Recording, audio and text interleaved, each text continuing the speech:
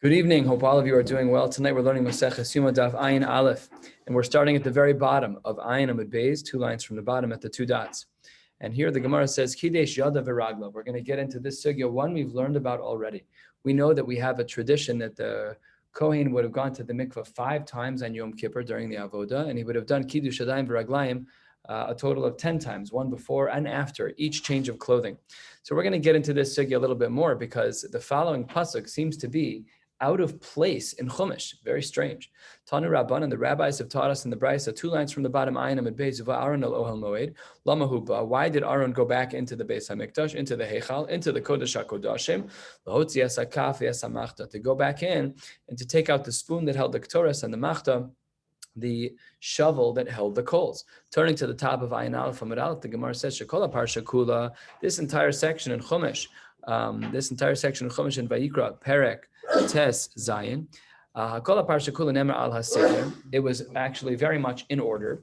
It's how we actually practiced in the Beis HaMikdash, chutz mi pasuk zeh, with the exception of this, because this pasuk says that you went in to go get the machta. The next pasuk says that you did the shchita of the ayal of the rams, and that's not correct. Says the Gemara, my time. How do we know that this pasuk is out of order? Because Amar Rav Chizda Gemiri, we have a tradition. Gemiri, whenever we see this word, it pretty much means, not always, but frequently means halacha l'moshe misinai. Sometimes means just we have a tradition. And what is our tradition? Third line. That on the day of Yom Kippur, the Kohen Gadol will go to the mikveh 5 times, and he will do Kiddush Yadayim V'Raglayim, washing his hands and feet at the shiur 10 times. If you say that the psukim are halachic in their order as well, then we have a problem. We're not alternating clothing from white, gold, white, gold, white, gold, white, gold, white, gold, white. We're not going in that appropriate order, because the way that the psukim would work out is that there wouldn't be a particular change of clothes. And if there wouldn't be that particular change of clothes, says the Gemara, then 5 lines down, lo mishkachas la'ela shalosh tvilos v'shisha kiddushin. You would end up in a scenario where you would have only gone to the mikveh 3 times, and you would have only done 6 of the kiddush yadayim v'raglayim. So it can't be, says the Gemara, that the pasuk is correct in its order. The words are correct, but the seder of the psukim can't be correct. This is a fascinating discussion in the following area, which is, we briefly spoke about it yesterday, or a couple of days ago, about ein muktam u'meuchar b'Torah. Now, normally we say that from one parsha to the next. I don't mean parsha in like Bereshis Noach Lech Lecha, but a parsha means from one section of the Torah until there's a break in the text called a psucha or a stuma, whichever one, that is called a parsha in halacha. So normally when we say in muktam u'meuchar b'Torah, normally that's in different sections of the Torah. Here we're saying from one pasuk to the next, a very, very uncommon precedent in halacha. Nevertheless, the Gemara says that it's the case, because if we don't say that the pasuk is out of order, if we read the pasuk and if we would behave this way, then we would not be able to check off the box of our tradition that the Kohen Gadol would go to the mikveh 5 times and wash his hands and feet 10 times. So says the Gemara 6 lines down, Maskef la Reb Zera, the Dilma mafsik le b'seir anase b'chutz. Well, maybe the pasuk could be in order, and the way we get to the requisite number of tvilos and kiddush yadayim v'raglayim is by making sure that we do the shiur hanase mibachutz, to be contrasted with the shiur nase mibifnim. The shiur nase mibifnim is the shiur laHashem, its counterpart, the shiur laZazel.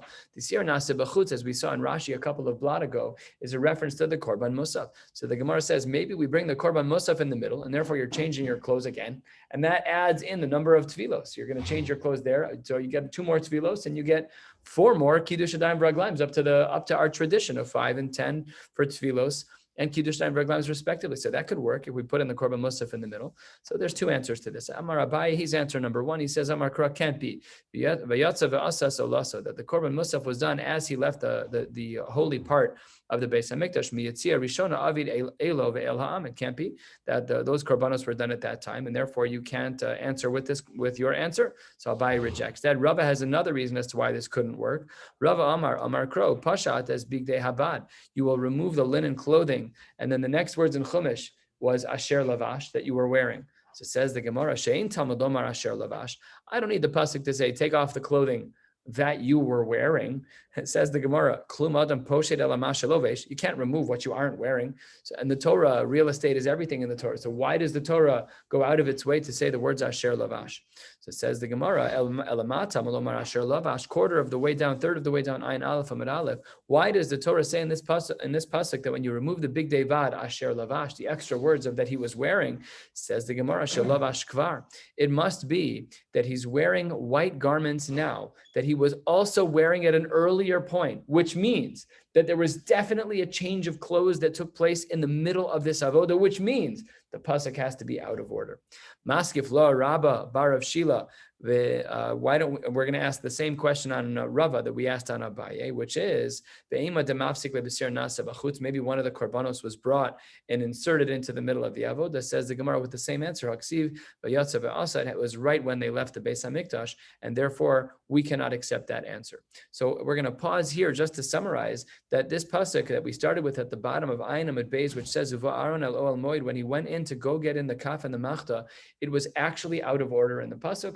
And we know that for a variety of reasons, machlokes and the Amoraim as to how we know this, but that was the fact that Gemara assumes that the whole parsha in Vayikra Tez Zayin, the avoda of Yom Kippur, was all in order, with the exception of this one pasuk, which is that it actually was inverted with the next avoda.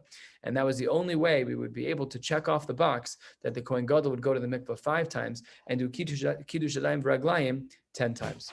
Baruch atah Adonai Eloheinu melech haolam she'akol nihiyeh b'dvarav. Amen.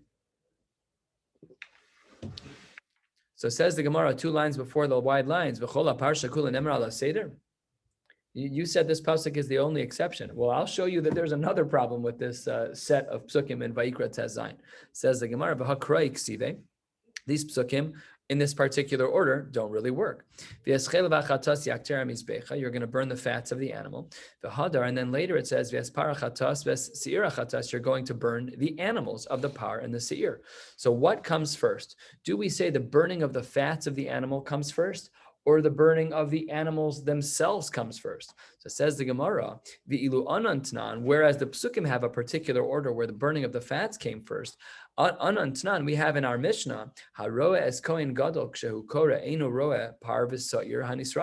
that when the Kohen Gadol is reading the Torah, we said that it was logistically and halachically not possible to see the burning of the par and the seir. However,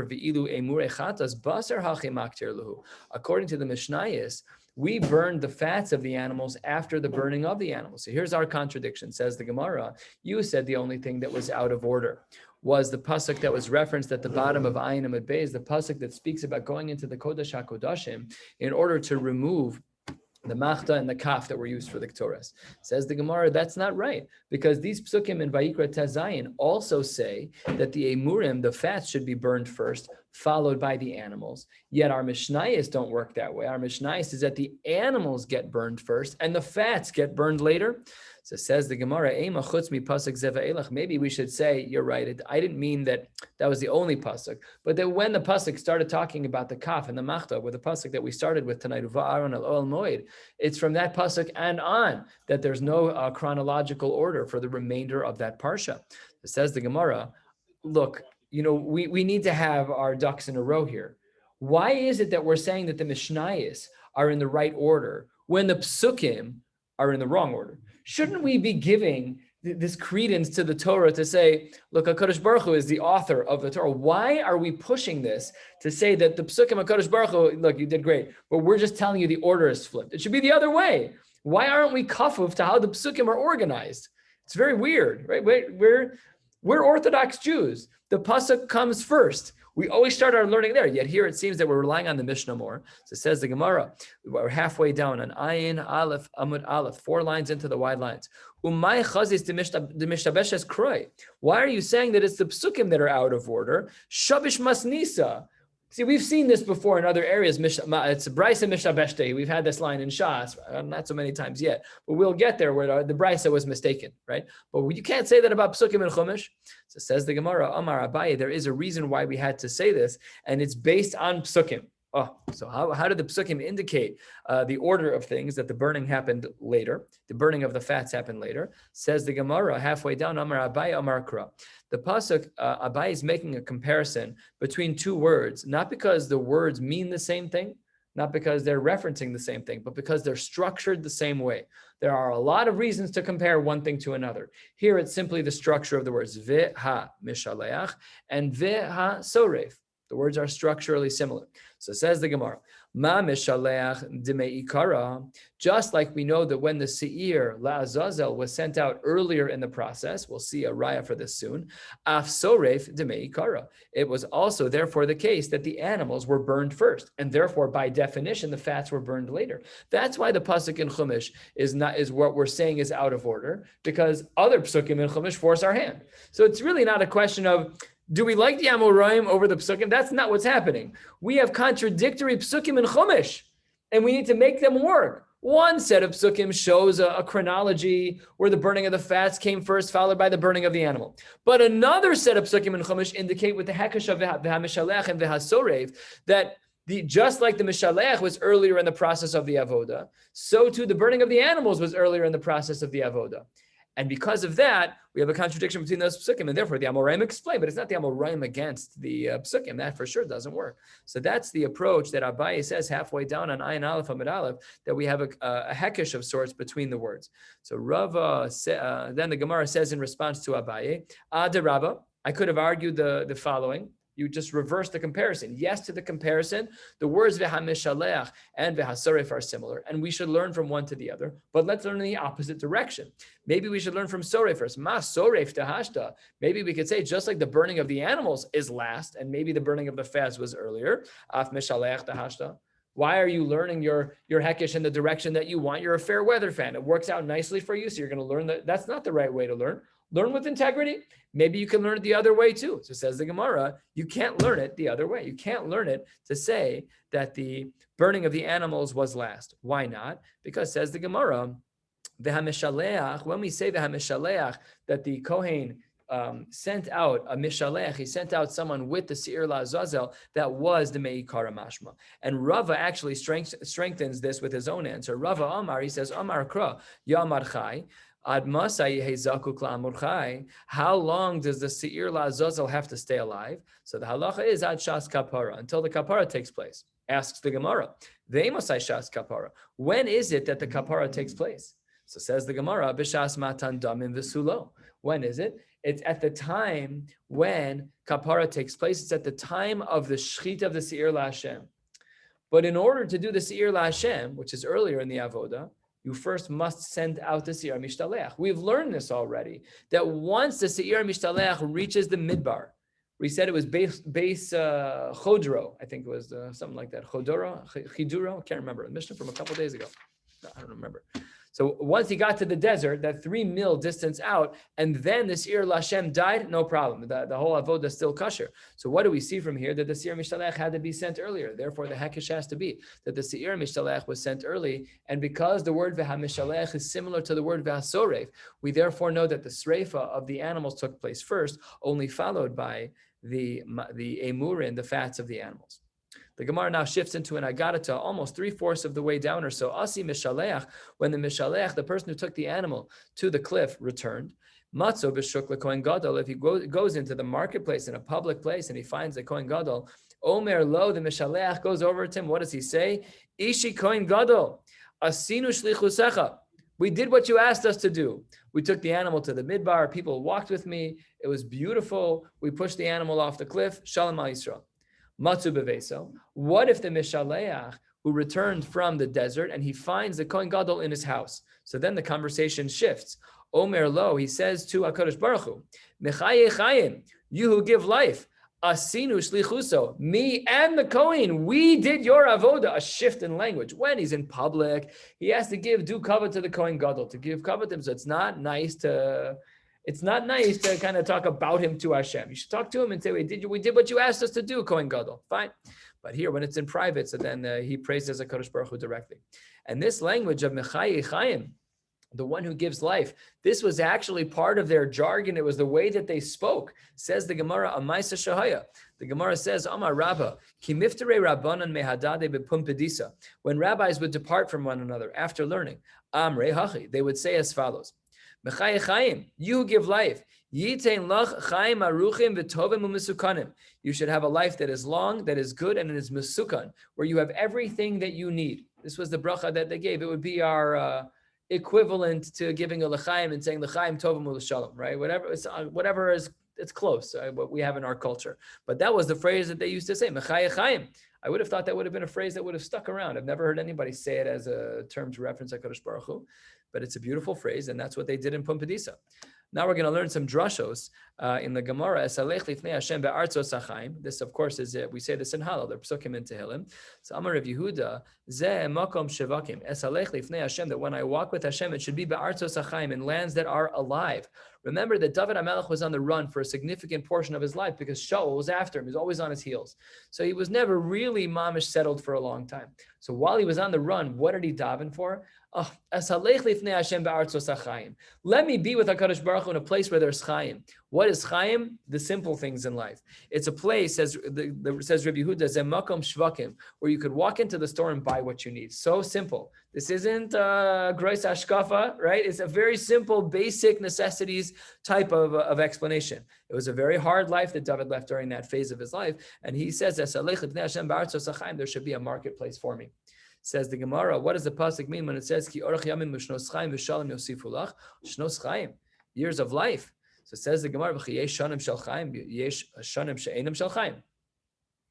You're not dead. If you're not dead, you're alive. So what does it mean, shnos chaim? So says the Gemara, everybody knows the answer to this intuitively. Says the Gemara, Amar Rabbi Elazar, Elu shnosav shel adam. These are the years of a person when they take a turn. Hamishapchos alav me'ra alatova. A person who's been through a challenging time and then exits those challenging times into good times. They are able to see the difference between years that are filled with no life and years that are filled with life. And that's what the Gemara is saying here. The pasuk is recognizing the challenge that a person goes through in a time that is raw and the beauty of its contrast to then have shnos chaim in the times that are tova. 5 lines from the bottom, the pasuk says, Alechem ishim ekra, to you, ishim, a word referencing men, yet a very strange conjugation of the word.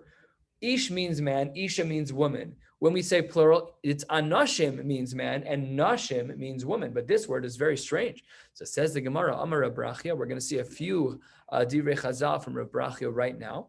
Elu talmidei chachamim. These are the people who sit and learn all day. They're not hitting the gym. They're not doing laborious work. They're sitting and they're learning. And the Gemara says, shadomim lenashim. They have a frailty to them, which the Gemara compares to women. Ve'osin gvura ke'anashim.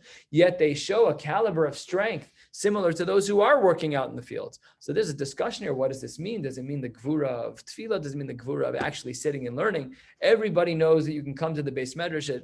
It's beautiful for people to see you walk out of your house and go learn. Done deal. Education box has been checked. But what you do when you're there, that's why all my rabbis used to say over the years, women get more schar than men when a woman sends her husband out to learn. Because when she's home, 100% of the time she's covering for her husband. But when he's in the Beis Medrash, she's schmoozing for 20% of the time. So for the 80% of the time he's learning, he gets schar, but she gets 100% because she committed to the cause. So that's what the Gemara says. The osin gvura ke'anashim. It's an achrayas. When a person is sitting and learning and the community is supporting them, no room for batala. They're on the community's dime. They have to sit and they have to pound the pavement and they have to learn. One who wants to give wine on the mizbech, then you should give wine. It's code word. You should give sustenance to talmidei chachamim. Alechem ishim ekra. Another play on this pasuk that we just learned in another way. A person sees a Torah's posekes mizaro, that there's a break in the chain in the family of Torah values. So then the Gemara says, Yisa bas Talmud Chacham. It needs to be the case that he should then marry a Talmud Chacham. Who needs to marry a bas Talmud Chacham? That's not clear from the Gemara. So there's different shitas. Some say it's going to be the child. I think if the child is not interested in Torah, he's not going to want to marry the daughter of a Talmud Chacham. Just guessing. Maybe it's talking about the father, then it assumes the wife is not alive anymore. Okay, it's not clear from the Gemara. When when Yaskin Ba'aretz Sharasho, if the roots age in the ground, Ube'afar Yamus Gizo, and they begin to become dust and die in the ground, top of Ayin Aleph Amud Beis, Me'riach Mayim Yafriach V'asa Ktsir Kamonata. Then you're going to add a little bit of water, you're going to add a little bit of flour, and all of a sudden everything's going to be okay. And that's what the Gemara uses as a code that a person should marry a Bas Talmid Chacham. Says the Gemara, a little bit of community politics. Says the Gemara, we know that when the Kohen Gadol would come out of the Kodesh and he remained alive, it was a celebratory moment. So here's the Gemara tells a Maisa Shai. Tanu Rabban, and the rabbis taught us in the Gemara in Sanhedrin quoted here. That's not right. Sorry. What is this Mari Makom here? It's not a Tanu Rabbanon. Interesting. It's just a Maisa. It's not a Bryce at all. Excuse me. That's what the Gemara says. Maisa, there was a story, but Kohen Gadol Echad. There was one Kohen, Sheyatzim Beis HaMikdash, and he exited the Beis HaMikdash with safety. He did his avoda perfectly. V'havoaz lekula alma basrei. He was the man of the hour. Everyone was walking down the street after him, throngs of people at his heels. Kevan dechazyunhu l'shmaya ve'avtalyon. And then all of a sudden, while he was standing there, basking in the glory of everyone enjoying his presence for having done his job, all of a sudden Shmaya ve'Avtalyon walked by. They were the Nasi of the Bezdin, right? And they walked by. All of a sudden, everybody turned and they swung away from this Kohen Gadol and they started focusing on the others. Shavku l'didei. The throngs of people left him. They left the Kohen Gadol. Azle basar Shmaya ve'Avtalyon. They all gathered around Shmaya ve'Avtalyon. L'sof, at the end, Asu Shmaya ve'Avtalyon leifturei minei the Kohen Gadol. Then Shmaya ve'Avtalyon, they were ready to leave. They came to say Shalom Rav. They came to say Shalom Aleichem to the Kohen, and they left. So then the Kohen Gadol gives a little bit of a jab. Shmaya ve'Avtalyon were gerim. They came to the Jewish people by choice. So Amar lehen, the Kohen Gadol says to them, singular to plural. The Kohen Gadol says to them, to Shmaya ve'Avtalyon, Yesun b'nei amim min l'shlam. I hope that you from the nations have peace. Namely, you're a bunch of gerim. Okay, you're big Talmidei Chachamim now, but you're gerim, and that's not, I hope you have peace. Namely, I'm annoyed that you took the crowd away from me. So they punched back real quick. They didn't mess around. Amrulay, they said, Yesun b'nei amim min l'shlam. It should be that those who are from the other nations have peace because de'avdin uvda de'aron, because they're behaving like b'nei Aaron. Aaron was oiv shalom v'rodev shalom. Umekarven, he was a warm person, right?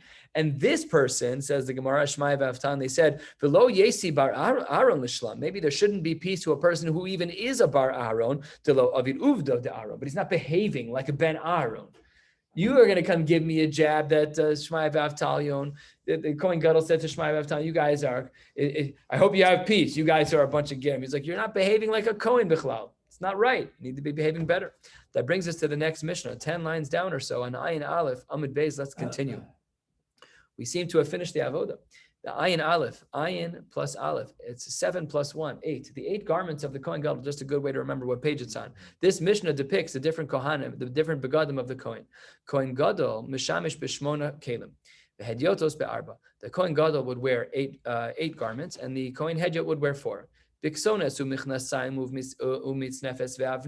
the regular 4 that all Kohanim would wear, even the Kohen Hedyot.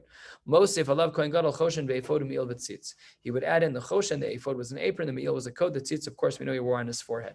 Now, when he, in the latter case, with the Kohen Gadol, when he had the choshen, ve'efod, the me'il, and the tzitz, be'elu, with these, nish'alin be'urim v'tumim, they were able to ask a shaila, via the Urim V'Tumim to get an answer. However, ve'eni shalan ela lemelech, only a king could do so, or ula'av bezdin, ulemisha atzibor tzarech, but only in cases of need, but not stam. You couldn't ask every last shaila you needed. It had to be a case of duress. It had to be a serious case scenario.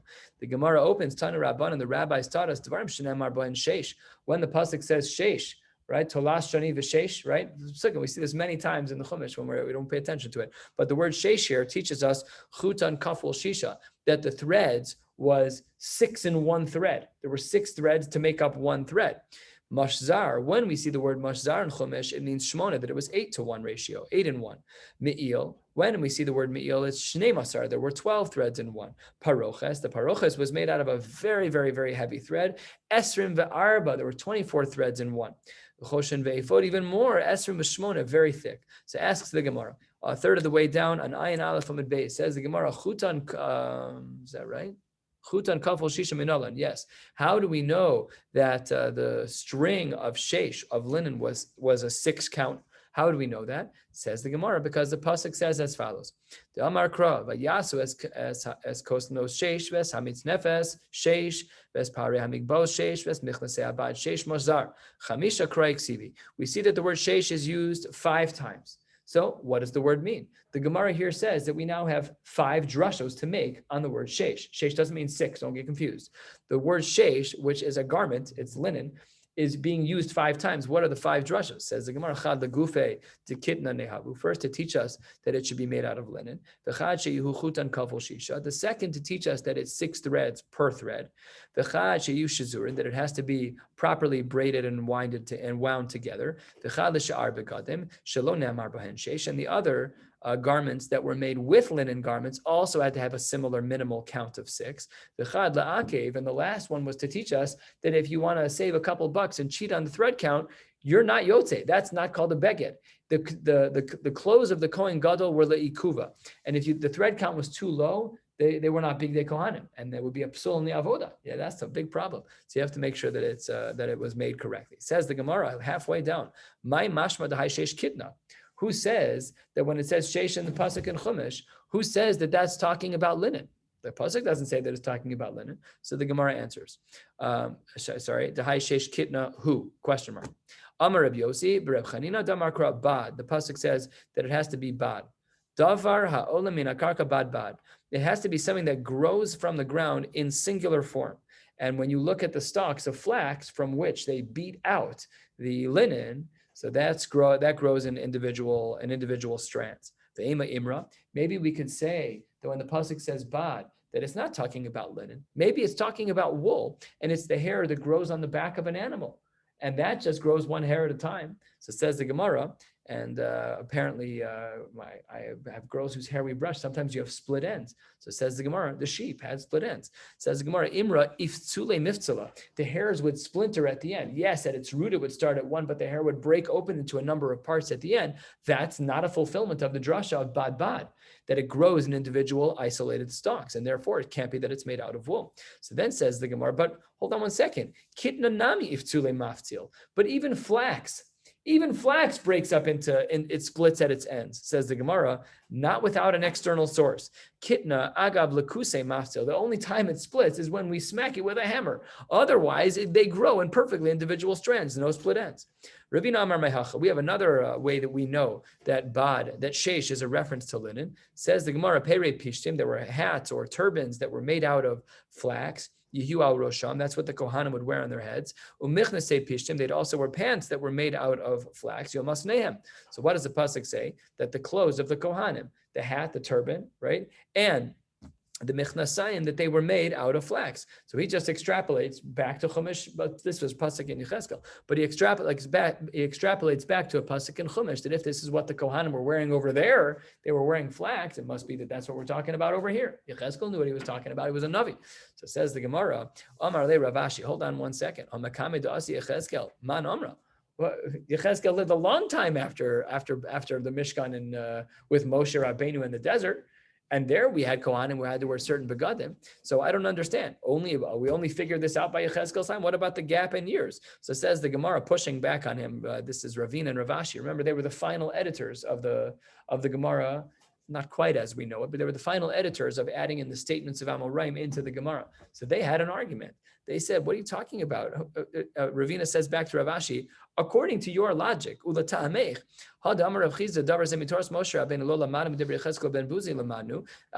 to what you're saying, that there's something about Moshe, but we only learned it from Yechezkel, which was the following, that a goy and an Arel Lev and an Arel Basar is not allowed to go, a Ben Nechar as well. They're not allowed to go into the Beis HaMikdash. But the fact that Yechezkel is the one who wrote a pasuk, and it doesn't mean the one that he was Megala, the halacha. It was already the halacha. We already had a Mishkan before Yechezkel. These halachas had to be paskind on already. We knew one way or the other. So says the Gemara, Ella, here's really the truth. We're 3/4 of the way down. Ella, Gemara, Gemiri Love. No, Yechezkel was Megala in Pasuk. He found there's a Pasuk that indicates as much that a goy should not enter the mikdash or an arel should not enter the mikdash. Hachanami, in our case too, to Ravina's answer, when he says Peirei Pishtim, and he quotes the Pasuk of Yechezkel that they wore hats that were made out of flax and they wore pants that were made out of flax. Hachanami, it was Gemara Gemirila. That was always our tradition. You're right that it wasn't a pasuk in Chumash, but still, so we're going to stop right here at Mashsar Shmona. We're going to stop here about 15 lines or so from the bottom of the page, maybe 13, 14 lines, and we'll pick up tomorrow, Mitzvah Hashem, with Daf Ayin Beis. Wishing you all a beautiful night.